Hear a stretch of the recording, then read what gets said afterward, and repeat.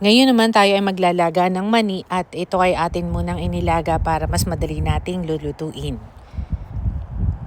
Pagkatapos, maghiwa ng bawang at slice ng maninipis. Mantika sa kawali, painitin. At ilagay ang bawang at halu-haluin hanggang sa maluto. Hintayin na mag-brown. Tanggalin sa kawali ang ating bawang.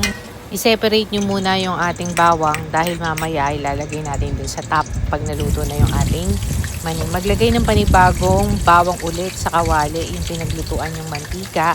At ilagay na po ang ating mani na nilaga.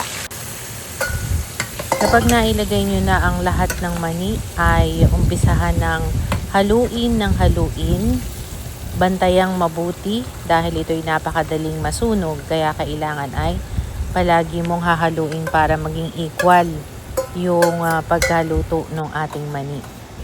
Mararamdaman nyo at makikita nyo na naluluto na yung ating mani dahil lumulubog na yung mani doon sa mantika. Bumibigat na at nagkakaroon na ng tunog kapag hinahalo mo. Medyo maingay na habang hinahalo yung mani kapag siya ay naluluto. Time to time ay titikman nyo rin dahil para malaman nyo kung malutong ang ating mani. Ayan, malapit ng maluto dahil kapag nagbabrown na yung bawang, ay luluto na rin yung ating mani.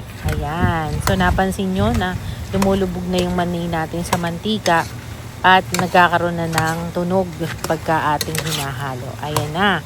Malapit na tayong matapos at patayin kaagad ang ating apoy para yung natitirang init, yun na lang ulit yung magluluto doon sa ating mani. Ayan, inaahon na po natin at kumuha kayo ng inyong lalagyan para sa pagpapalamig ng ating mani. Ayan.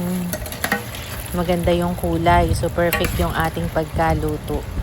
Pagkatapos na ilagay sa separate na lalagyan, ay lagyan na natin ng asin, lagyan na natin ng sili, kung gaano man yung gusto natin karami. Depende po yan sa inyo at ilagay na natin yung kaninang inihiwalay nating bawang sa top ng mani at haluin na natin para ma-mix yung lasa ng asin, sili at noong bawang. Finished product. Thank you for watching!